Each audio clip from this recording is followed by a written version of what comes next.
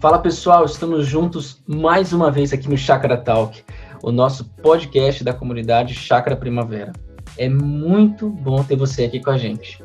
E eu quero já fazer um pedido para você. Compartilhe esse conteúdo com outras pessoas, porque nesses tempos de isolamento, muitas pessoas estão procurando conteúdos e conteúdos que sejam relevantes, mas às vezes elas não encontram. Então, assim, se essas conversas que a gente tem realizado aqui estão fazendo algum sentido para você, não guarde para você, faça com que elas cheguem e alcance outras pessoas também. Então, compartilhe esse link, mande no WhatsApp, no Facebook, por onde você quiser, mas compartilhe com alguém. Não guarde só para você isso aqui. E hoje nós estamos com o nosso episódio número 28. Não me apresentei, aqui é o João Vinícius e estou com o Ricardo Agreste. Tudo bem, Ricardo? E aí, João, tudo bem? Muito bom estar novamente com vocês para a gente conversar um pouquinho sobre algumas questões e, principalmente, aplicar os princípios de sabedoria da Palavra de Deus no nosso dia a dia de vida, um dia a dia que tem sido tão complexo com toda essa pandemia que nós vivemos, crise econômica, política, esses últimos acontecimentos envolvendo o movimento Black Lives Matter, ou seja, tempos complexos e difíceis. Nós precisamos da sabedoria da Palavra de Deus e esse podcast tem o propósito de contribuir nessa caminhada.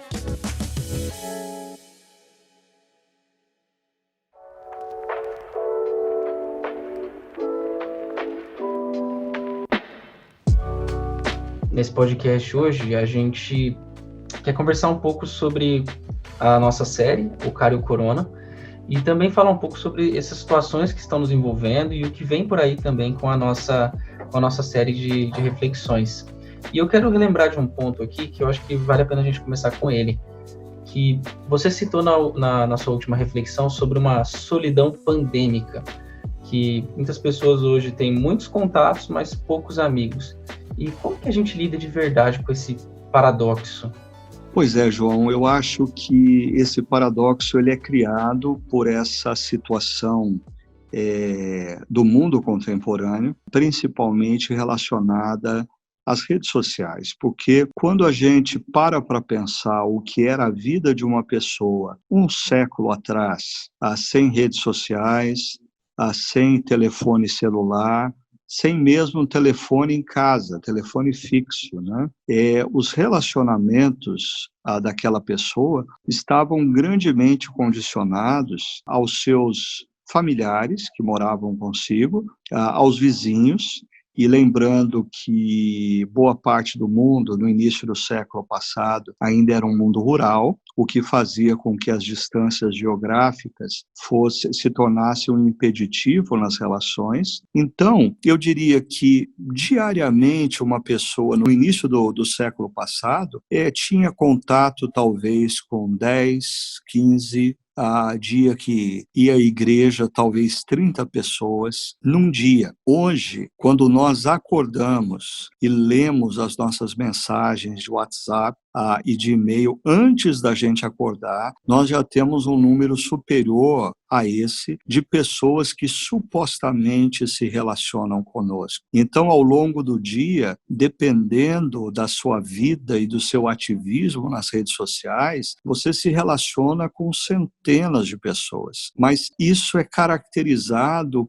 por uma superficialidade muito grande. Nós compartilhamos nas redes sociais ideias sobre temas emergentes, mas a rede social não é espaço para se compartilhar acerca de sentimentos, acerca de dores vividas, acerca da intimidade. Então, consequentemente, o que a gente está vivendo hoje em dia é que nunca seres humanos estiveram tão conectados a outros seres humanos, mas, ao mesmo tempo, nunca se sentiram tão solitários por não terem alguém com quem possa compartilhar sentimentos mais profundos, a sua própria intimidade, a sua própria dor. Eu acho que isso talvez seja muito presente nesse momento que a gente está vivendo do isolamento social.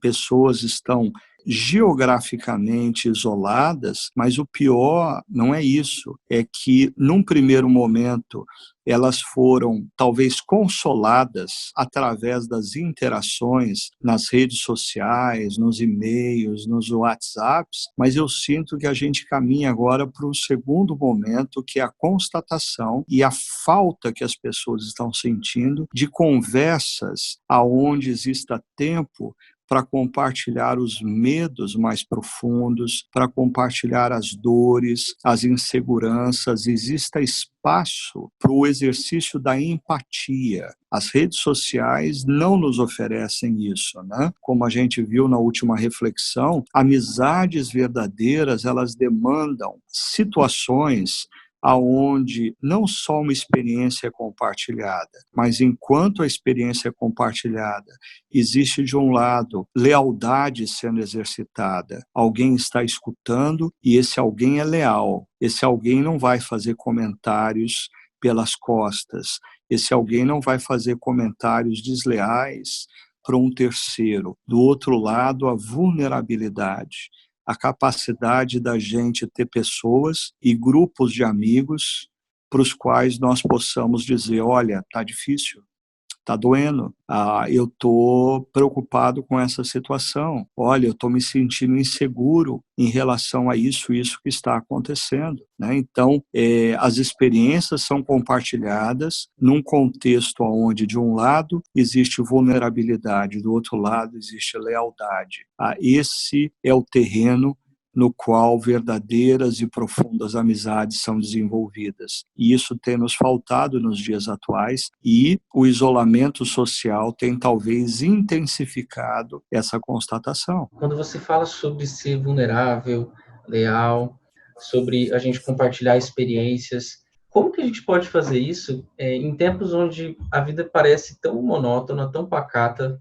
Eu estava conversando esses dias com uma amiga e a gente estava comentando sobre isso, né? Parece que não está acontecendo nada na vida. E como fazer isso quando, assim, parece que a nossa experiência sempre está mediada por uma videoconferência, a gente não pode abraçar, a gente não pode ouvir ao vivo a pessoa. Como que a gente pode fazer isso, ser vulnerável, ser leal e compartilharmos experiências nesse contexto todo que a gente está vivendo? Bom, João, primeiro eu sempre gosto de, quando a gente conversa sobre lealdade e vulnerabilidade, lembrar o que o salmista diz no Salmo 25, no verso 14, que diz que o Senhor confia os seus segredos aos que o temem. E eu gosto de uma versão que diz que o Senhor confia a sua intimidade àqueles que o reverenciam. E eu acho que essa imagem de que Deus, ele compartilha os seus segredos, ele compartilha a sua intimidade àqueles que são reverentes à pessoa dele. E eu gosto sempre de usar como modelo de explicação isso, que dificilmente você vai compartilhar a sua intimidade ou os seus segredos a uma pessoa que você sabe que não é reverente para com a sua própria vida. Quando você não está presente na roda, ele vai falar mal, ele vai fazer piada, ele vai ridicularizar o que você disse. Então, eu acho que esses são elementos fundamentais que a gente precisa desenvolver em relacionamentos profundos, a capacidade da gente ser reverente para com a outra pessoa. Às vezes a gente precisa ser reverente para com o momento difícil que a pessoa está vivendo. A gente precisa ser reverente para com o desabafo que a pessoa faz. A gente precisa ser reverente para com a percepção de que aquela pessoa está vivendo um momento difícil com um filho, ou com uma esposa, com um marido, com um trabalho, um momento difícil financeiro. E reverência demanda lealdade. E aí é uma pista de duas mãos, né? Só existe vulnerabilidade onde existe lealdade, e a lealdade alimenta a vulnerabilidade, a possibilidade de eu falar dos meus segredos e das minhas intimidades, né? Agora, você dizia, de fato, a gente está vivendo um contexto onde não existe espaço para o abraço, mas eu acho que existe muito espaço para o acolhimento. Eu tenho notado, participando de inúmeras reuniões online, uma coisa que antes eu não conseguia notar. Às vezes, numa reunião da nossa equipe pastoral e ministerial, num círculo ou num retângulo, eu tinha a visão de todos, ao mesmo tempo eu tinha a visão de muitos poucos. Agora, numa reunião por Zoom, eu tenho a face de cada um diante de mim. E olhando a face, eu tenho percepções. Eu tenho percepções de pessoas que estão tendo dificuldade de se concentrar porque elas estão tensas. Eu tenho percepção de pessoas que estão tristes. Eu tenho percepção de pessoas que estão sendo irreverentes para com o próprio momento, com um sorriso no rosto, num momento onde alguém está falando de coisa séria. Ou seja, apesar de nós não podermos nos abraçar fisicamente, esse é um momento que nos possibilita o exercício da sensibilidade de olhar para a face do outro e perceber o que o outro está vivendo, e aí eu diria que envolve um segundo momento. Não um momento da reunião, não um momento público, mas talvez a gente tenha que colocar na nossa agenda o entrar em contato com aquela pessoa que a gente percebeu que não está bem, e demonstrar o nosso carinho, demonstrar o nosso apoio. Talvez isso seja uma expressão do que o pastor Juliano, na última reflexão que ele trouxe, ele usou a imagem de Jesus tendo em mãos a toalha e o balde para lavar os pés dos discípulos, né? Eu acho que servir pessoas nesse momento demanda atenção. Então, o fato de nós estarmos isolados fisicamente, em alguns momentos tem intensificado a possibilidade de nós olharmos as pessoas de frente, olharmos as pessoas mais próximas e percebermos como elas estão. Agora, se nós estivermos vivendo esse momento tão preocupados com a gente mesmo, a gente não vai conseguir enxergar a face do outro. E a face do outro, eu diria, nesse momento comunica muito mais do que as palavras dele. A gente tem que estar atento à face, e aí a gente tem que criar situações de levar o balde, a toalha na direção dessa pessoa. Então, para essa conversa que você teve com essa sua amiga, eu acho que a gente tem oportunidades nesse momento de perceber necessidades e nos movemos diante de pessoas, e aí construirmos ambientes de lealdade e de vulnerabilidade, mesmo não estando fisicamente juntos. A gente tem essa possibilidade, sim. Basta a gente sair da nossa zona de conforto, prestar atenção no outro e ir na direção do outro com a toalha e com o balde. Você fala de olhar a face. Quando eu liguei para essa minha amiga, eu olhei para ela, mas ela também teve gêmeos, então foi legal, porque eu olhei para os filhos dela também, e muito bonitos.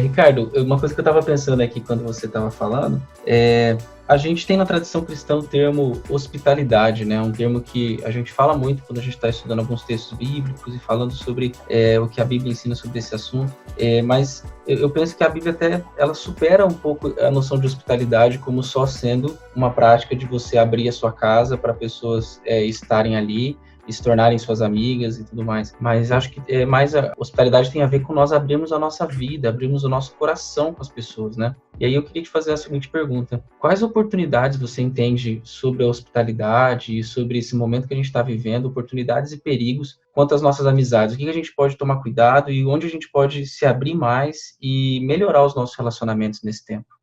Eu acho que a palavra neotestamentária, a que se refere à hospitalidade, ela aponta para o conceito do acolhimento.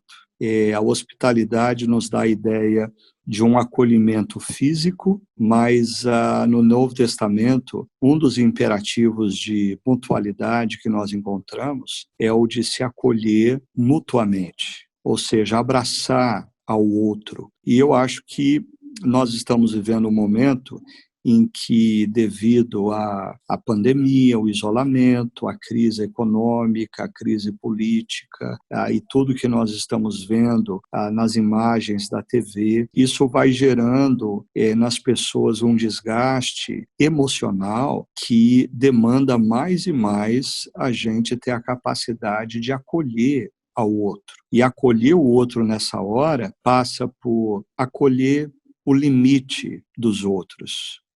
Tanto aqueles que estão em posição de liderança, de equipes, de chefia, no trabalho. Esse é o momento que a gente precisa acolher limites. As pessoas não estão conseguindo dar 110% da sua capacidade. Mas o contrário também é verdadeiro. Aqueles que estão debaixo da liderança de outros, aqueles que são funcionários de uma empresa e têm contato direto com o seu chefe, precisa nesse momento acolher a limitação desse chefe, desse líder, desse cara que deve estar hiper preocupado com o futuro da empresa, como manter os funcionários. Então, acho que a gente está vivendo um momento perigoso, onde a gente pode se mover na direção de pensar só na gente mesmo e achar que todo mundo tem que nos acolher, ou nós podemos fazer um movimento contrário, de olhar para aqueles que nos cercam, as nossas esposas, maridos, filhos, pais, líderes, empregados, e perceber que está todo mundo precisando de uma dose de acolhimento do outro.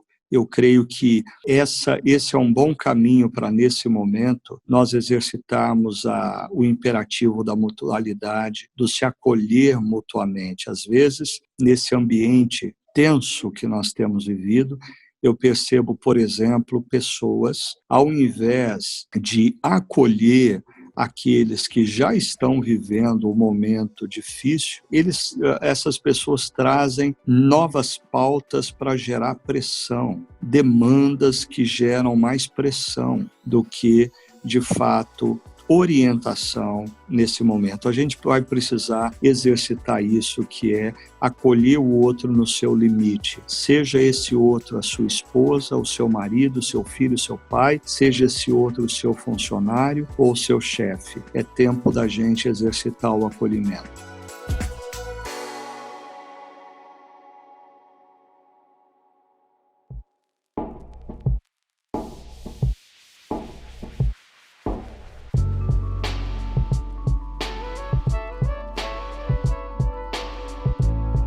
Ricardo, você recitou agora há pouco sobre a nossa última reflexão, que falou sobre a situação de Jesus com seus discípulos, quando Jesus lava os pés dos seus discípulos. E você já citou também sobre o balde e a toalha. Como que você acha que esse exemplo de Jesus reorienta a nossa disposição e o nosso trabalho no mundo? E aí eu quero já adiantar uma outra questão, que acho que você pode condensar tudo aí. Nós vivemos numa sociedade muito espetacularizada, então tudo tem que ser mostrado, os perfis nas redes sociais estão a todo vapor. E como que você acha que essa disposição de serviço que Jesus nos coloca aqui se adequa com outra coisa que Jesus falou, que é sobre o princípio de que a mão esquerda não precisa saber o que a mão direita faz? O que a gente aprende com isso tudo e como que a gente serve o mundo sem pensar nos resultados para a nossa imagem? Legal, João. Eu acho que essa imagem de Jesus liderando os seus discípulos, sendo aquele que serve, ela é muito importante para todos nós no mundo atual. Eu, com os meus 55 anos de idade e quase 35 anos pastoreando igrejas locais, quase 20 anos só na chácara.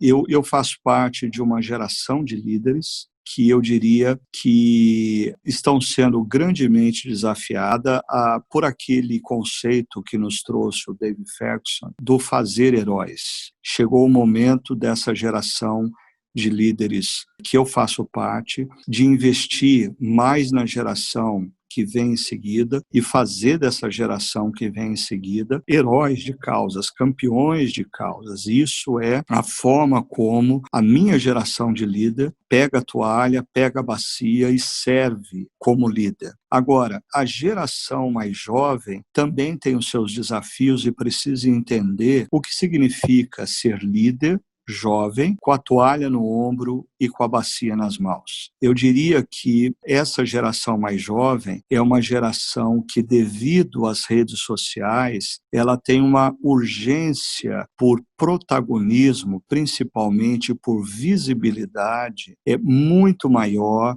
do que a minha própria geração. Porque na minha geração, para uma pessoa se tornar famosa ou conhecida, demandava anos e demandava muita construção antes que alguém ouvisse falar o que você estava fazendo e passasse a te valorizar pelo que você estava fazendo. Com o advento das redes sociais, é possível você se tornar famoso por uma causa sem nunca ter feito absolutamente nada de prático naquela causa. Você pode postar uma imagem pró-democracia sem nunca ter se envolvido em nenhum movimento pró-democracia. Você pode postar uma imagem para dizer que você está a favor do Black Lives Matter, porque inúmeras pessoas vão dar like na sua imagem, sem você nunca ter feito absolutamente nada na sua vida, na sua igreja, na sua organização, a favor das pessoas que são vítimas do racismo. Então, as redes sociais, elas criam um ambiente muito perigoso e eu até diria, as redes sociais, elas se tornam um ambiente propício para a gente proliferar a hipocrisia. Porque nas redes sociais você pode defender causas pelas quais você nunca fez absolutamente nada a não ser postar uma imagem. Isso é altamente perigoso. Então, como a gente está falando da toalha e da bacia como exemplos de servidão, no modelo de liderança, eu acho que a geração mais velha, mais antiga, mais experiente tem o desafio de servir fazendo novos heróis, fazendo novos líderes, capacitando e equipando a geração que vem atrás. Agora, a geração mais jovem, eu diria que o grande desafio é eles se engajarem em causas que eles não são protagonistas. Esse seria o grande desafio de serviço na liderança na geração mais jovem, porque se existe um clamor na geração mais jovem de ser protagonista, eu percebo eles não se envolvem em movimentos que não foram criados por eles. Eles não se dedicam com paixão a ideias que não foram que eles tiveram. Isso é um perigo. E é um perigo tão grande que eu vou dar um exemplo do mundo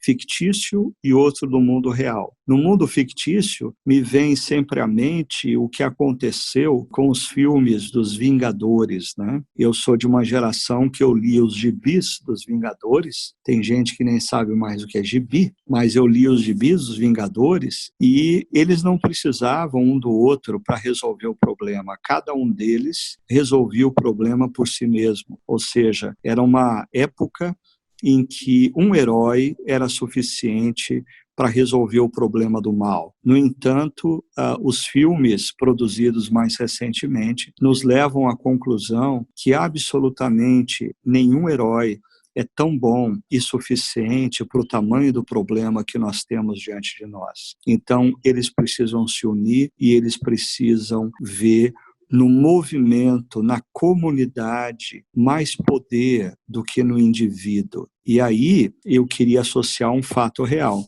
Nas últimas noites, eu e a minha esposa Sônia, assistindo os telejornais e vendo os comentários, nós temos visto as imagens daquelas multidões andando pelas cidades dos Estados Unidos, em algumas cidades da Europa, e eu vendo de maneira muito particular o movimento em Nova York, onde numa noite existiam 14 grupos diferentes caminhando pela cidade em protesto, e a Sônia fez uma observação para mim que eu achei sintomática. Ela disse: interessante, esse é um movimento sem líderes. E logo em seguida, o repórter que fazia a cobertura entrou nesse mesmo tema. O movimento Black Lives Matter é um movimento que está impactando esse momento histórico e é um movimento sem protagonistas. A gente precisa pensar muito nisso. Eu acho que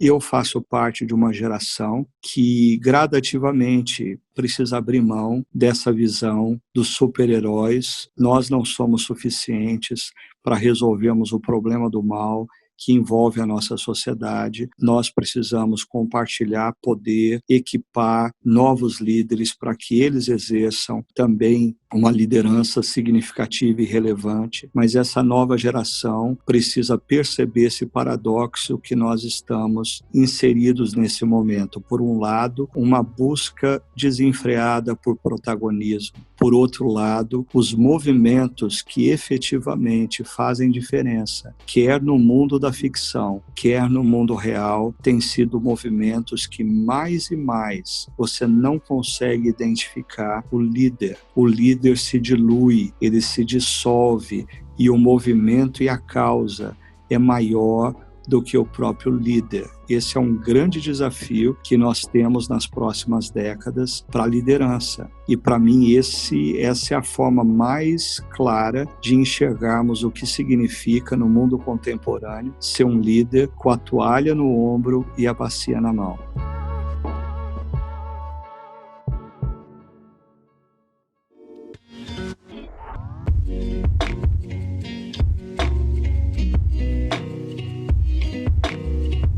Ricardo, você citou aqui para a gente esses últimos movimentos que a nossa sociedade tem enfrentado, o Black Lives Matter, as tensões políticas, e na nossa próxima reflexão, a gente vai falar sobre a comunidade nesses tempos de polarização. Então, diante dessas tensões que a gente tem vivido, o que é a existência da comunidade cristã, desse grupo na sociedade que afirma ser ensina para nós nesses tempos tão fragmentados, tão difíceis de discernir? Muito boa a sua pergunta, João. E eu acho que esse é um tema tão amplo que certamente eu não vou conseguir me aprofundar numa única reflexão que a gente vai fazer no próximo final de semana. No entanto, eu queria dizer uma coisa.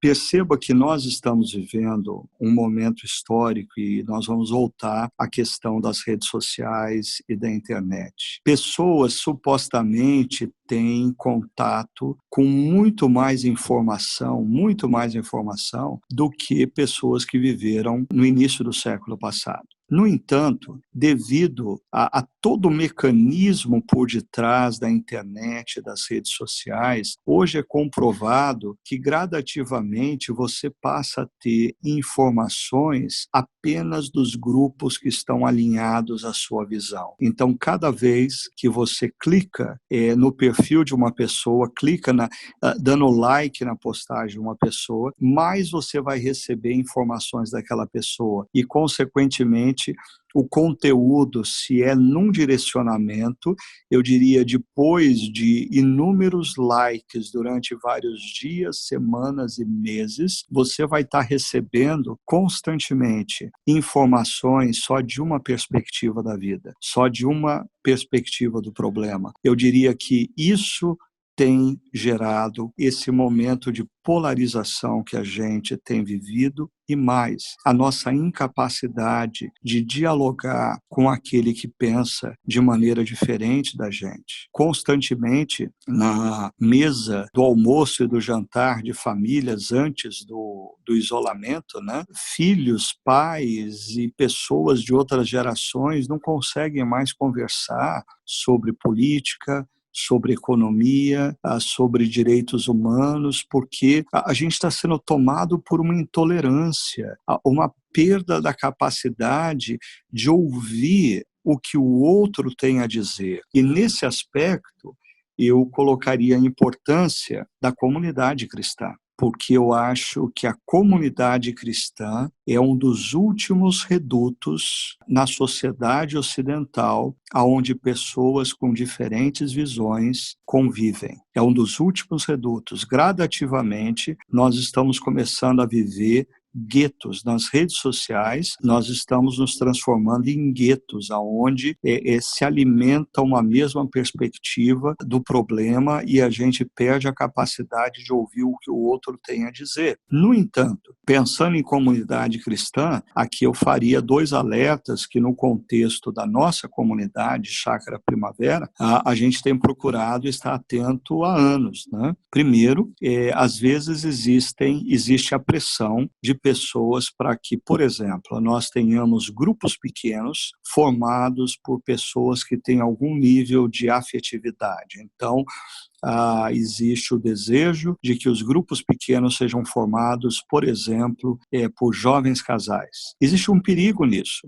A gente perder a capacidade de olhar um problema em diferentes perspectivas. Num grupo pequeno, aonde as pessoas estão vivendo diferentes momentos de vida. Por exemplo, num grupo pequeno onde você tem um casal de 60, 70 anos, que os filhos já se casaram e hoje eles convivem com netos, e um casal de 25, 28 anos com uma criança pequena, aí um casal no meio do caminho, com crianças, adolescentes. Eu diria que a discussão de alguns problemas, e quando um desses está em crise, a forma de acolher o outro e refletir sobre o problema é muito rica. No entanto, quando a gente começa, no contexto da própria igreja, criar guetos onde a gente só quer conviver com aqueles que pensam como a gente pensa, isso se torna um problema seríssimo para a gente praticar a espiritualidade cristã no contexto da própria comunidade cristã. A gente precisa se lembrar que o grupo de discípulos de Jesus era um grupo formado por pessoas que defendiam ideologias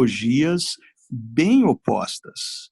Por um lado, você tinha Simão, o Zelote, um radical, quase que terrorista de esquerda na época dele. Por outro lado, você tinha Mateus, um publicano, um cara de extrema direita, ou talvez Mateus fosse parte assim desses políticos do centrão que usufrui do sistema para benefício próprio. E esses 2 caras estavam em torno da mesma mesa. E o centro dessa mesa, quem que era? Era Jesus. Jesus, ele não se furta a possibilidade de estar na casa de Nicodemos, um fariseu, um cara que tinha uma visão de mundo muito específica e completamente oposta, certamente, da cosmovisão de Pedro, de André, de Tiago, pescadores simples.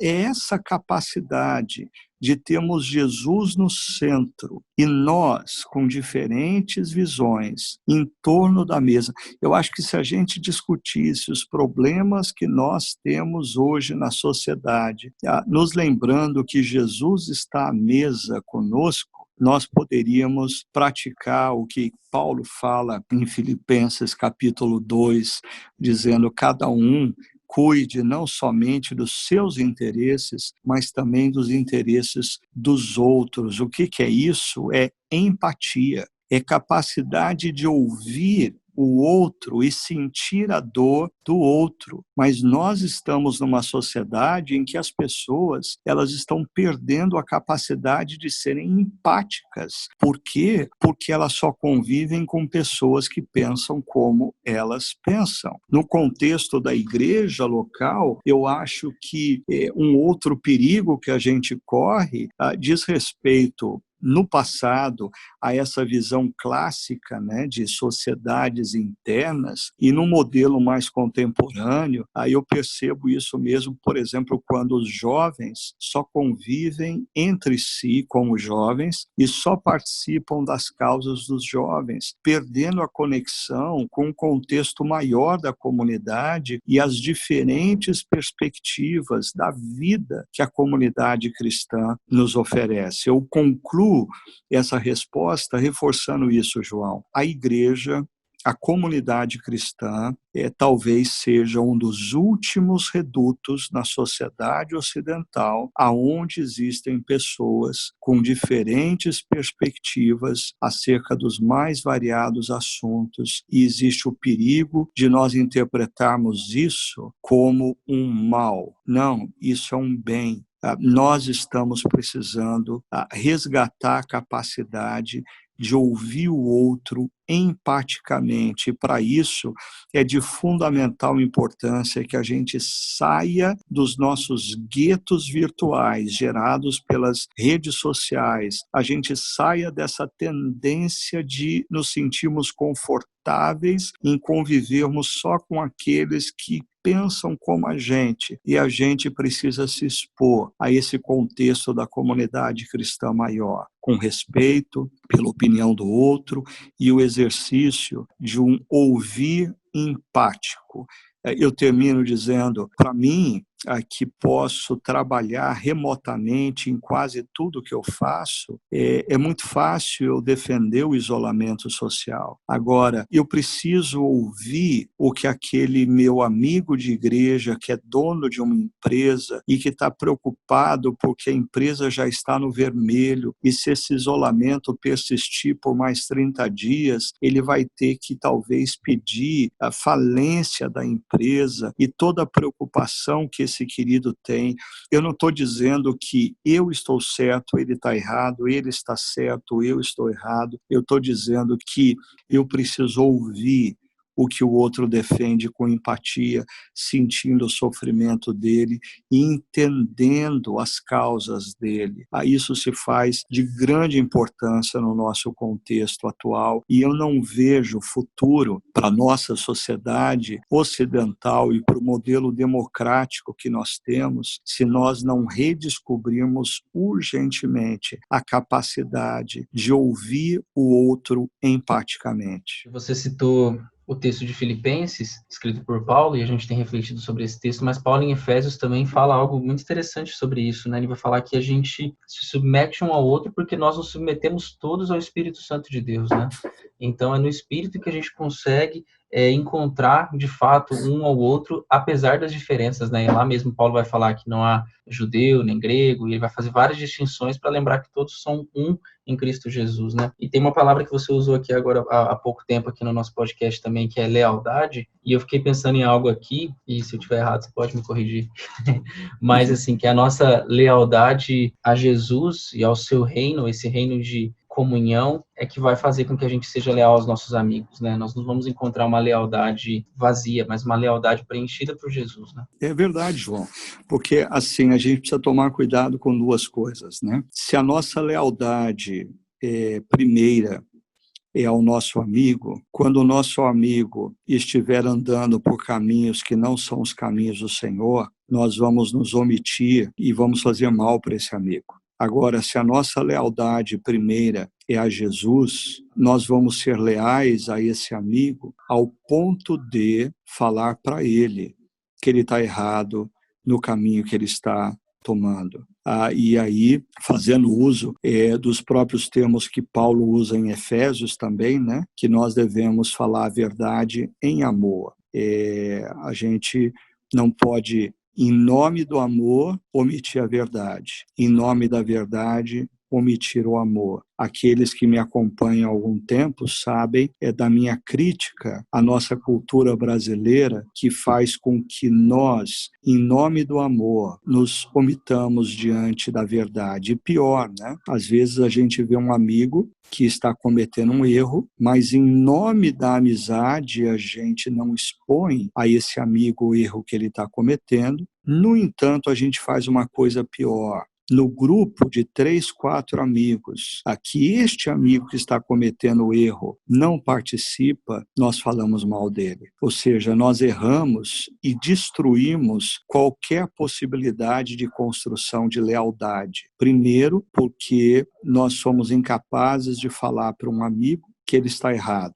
E isso é lealdade. Segundo, nós não falamos para ele, mas falamos para o outro, o que se constitui fofoca, o que se constitui uma forma de prejudicar a imagem do outro amigo, o que também é um ato de deslealdade. E uma segunda consideração que eu queria fazer, João, sobre isso que você colocou, diz respeito ao âmbito maior. O perigo de nós tornarmos determinadas causas maior do que a nossa causa do reino de Deus. E eu sei que esse é um tema muito delicado, mas eu mencionava para você e para o Áquila antes da gente começar a gravar o exemplo de Jonas, né? Jonas, para mim, é um profeta que ele se perdeu na ideologia. Então, ele vai pregar contra o povo de Nínive, mas quando o povo de Nínive se arrepende e Deus graciosamente perdoa o povo, ele fica indignado. Por quê? Porque a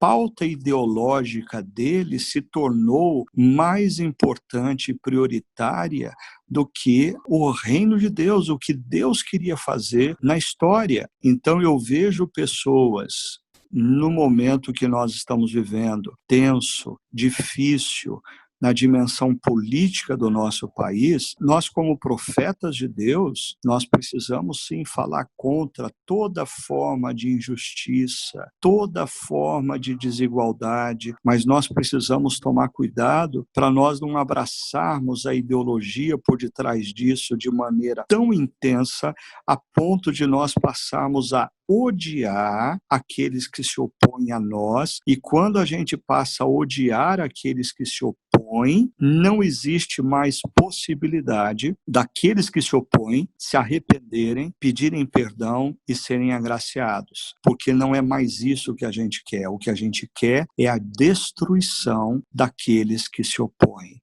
E a gente precisa olhar para a experiência de Jonas e avaliar o nosso coração. Como nós podemos, no contexto atual, defender um posicionamento, sermos pró-justiça, pró-paz, igualdade, mas no nosso coração, deixando espaço para que aquele que se opõe ao nosso posicionamento possa também mudar, se arrepender e ser agraciado. Quando o ódio passa a prevalecer e nada nos interessa mais do que a destruição daquele que não concorda comigo, para mim essa é a sinalização que nós passamos a servir a ideologia e não o nosso Deus e o seu reino.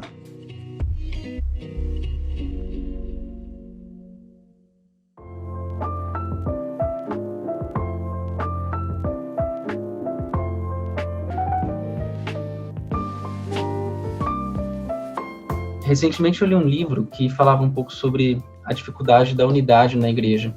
Inclusive, ele lidava com essa dificuldade em relação à oração de Jesus, onde ele pede para que todos sejam um. E quando a gente fala de comunhão, de comunidade, me vem à mente sempre isso, assim. Parece que, eu vou analisar pelo olhar da nossa igreja aqui no Brasil mesmo, mas assim, as denominações no Brasil, em muitos sentidos, elas não se conversam, muitas vezes elas se opõem em quase todos os assuntos.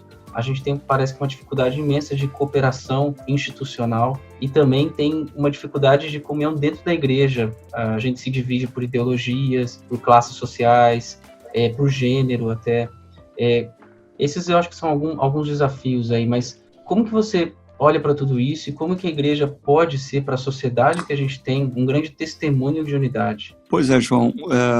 A última conferência que eu participei antes dessa pandemia nos assolar foi uma conferência nos Estados Unidos que falava justamente sobre o lado esquecido da missão. O tema da conferência era Together. ou seja, juntos, o lado esquecido da missão. E essa conferência procurava apontar o fato de que as denominações, cada uma procurando o seu próprio progresso, e eu acho que assim, o século XX foi o século caracterizado pelas denominações, mas começando ali nos anos 80, avançando nos anos 90, com o advento de igrejas como a Willow Creek, nos Estados Unidos, ou a Saddleback, a gente começou um movimento um pouquinho diferente, que é o momento das igrejas locais. As igrejas locais se tornaram a fonte de influência, então nós nos movemos da denominação para as igrejas locais. De certa maneira, isso torna a unidade visível da igreja mais complexa. Porque se antes as denominações não exercitavam a unidade, agora está mais fragmentado ainda, que são as igrejas locais. No entanto, eu diria que nós entramos nessa pandemia num momento de alta das redes sociais, aonde não prevalece mais nem mesmo o conceito igreja local, prevalece o conceito indivíduo. É o indivíduo que faz os seus seguidores, é o indivíduo que determina para onde as pessoas vão caminhar. Então, por exemplo, existem pessoas que hoje estão dentro de uma comunidade local, mas elas não estão se deixando orientar pela sua comunidade local. Elas estão se orientando pelo indivíduo que elas seguem nas redes sociais. Da mesma maneira, existem igrejas que, nesse momento, não estão se orientando pelas suas denominações, mas elas estão orientando pelo que elas entendem ser mais importante nesse momento. Com tudo isso, eu não estou dizendo que nós precisamos voltar para aquele modelo clássico de um ecumenismo institucional, mas eu estou dizendo que existe um perigo muito grande de nós, como discípulos de Cristo, não termos como oferecer para a cidade, não termos como oferecer para a sociedade nenhuma imagem de unidade visível da Igreja de Cristo. E aí eu acho que envolve vários temas que a gente tratou já nesse podcast.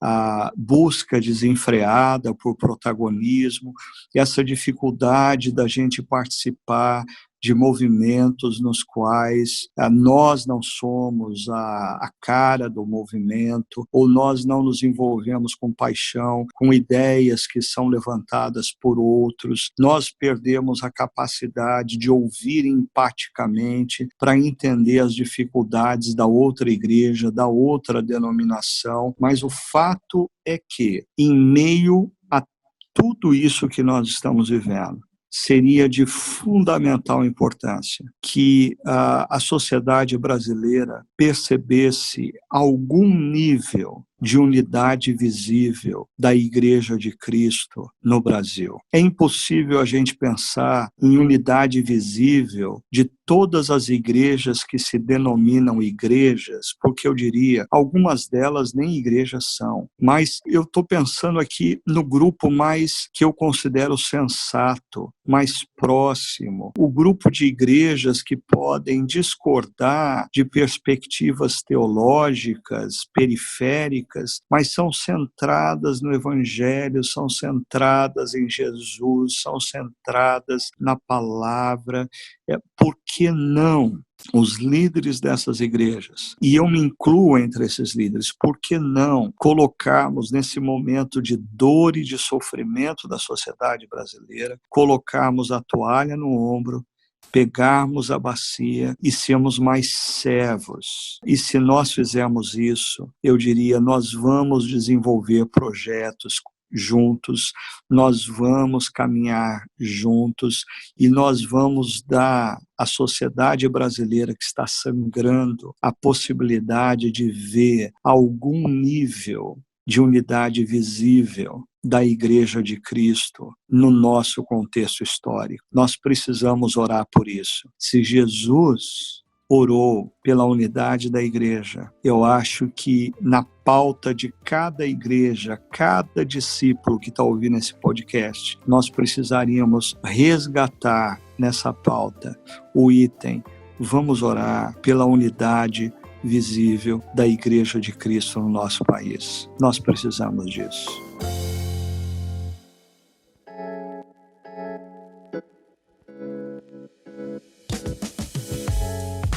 Ricardo, conectando com a sua fala, e antes da gente encerrar aqui o nosso tempo, eu quero fazer uma chamada muito especial para todo mundo que está nos ouvindo. Então, se você está nos ouvindo aí, dá uma chacoalhada e presta atenção no que eu vou falar. E o Ricardo também pode complementar alguma coisa. Mas, se você está ouvindo esse podcast no momento que ele vai ser lançado, na próxima semana, nos dias 9, 10 e 11 de junho, diversas igrejas aqui da cidade de Campinas estão se unindo para realizar o Festival Solidário.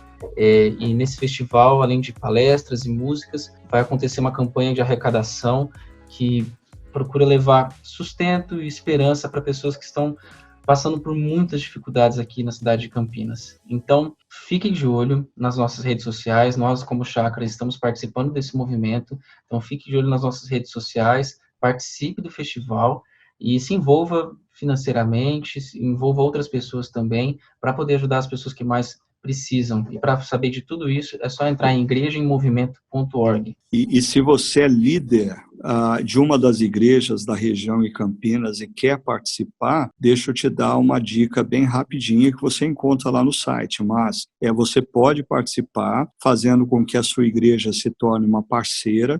Então, nós vamos colocar o logo e o nome da sua igreja como uma das parceiras desse projeto. Você pode ajudar na divulgação, nós vamos mandar todas as artes para você fazer essa divulgação nas suas redes sociais, isso inclui todos aqueles que estão nos ouvindo agora no podcast. E terceiro, as igrejas aqui da região de Campinas que possuem entidades assistenciais, sociais, sejam delas, sejam parceiras, nas regiões mais carentes da cidade de Campinas, podem cadastrar essas entidades para que elas sejam ajudadas pela Igreja em Movimento. A Igreja em Movimento, devido a essa situação do isolamento social, nós não temos nem queremos fazer isso, mobilizar inúmeros voluntários para irem em lugares públicos para distribuição das cestas. Então, nós vamos fazer isso através de entidades credenciadas, e aí precisam ser entidades que nós sabemos da seriedade, da integridade dos seus líderes. Aí a importância da participação sua, cadastrando essas entidades através das igrejas parceiras, tá bom? Eu conto também com a ajuda e com o apoio de vocês para mais essa iniciativa, que é uma tentativa de nós oferecermos à nossa cidade o testemunho da unidade visível da Igreja de Cristo. As igrejas que vão participar possuem diferentes perspectivas teológicas e assuntos periféricos, mas nós somos centrados no Evangelho, em Jesus, na Palavra, e por isso nós vamos nos mover na direção daqueles que estão sofrendo nesse momento na nossa cidade. Isso aí, gente. Então, lembrando do link para saber de tudo isso, igrejaemmovimento.org, lá você encontra os formulários, lá você encontra tudo que precisa, e participe com a gente, dia 9, 10 e 11 de junho, 7h30, vai estar rolando o festival, e a gente precisa muito da ajuda de todo mundo que puder. Bom, estamos chegando ao fim de mais um episódio do nosso podcast. Quero agradecer muito você que esteve aqui com a gente, viu? Obrigado.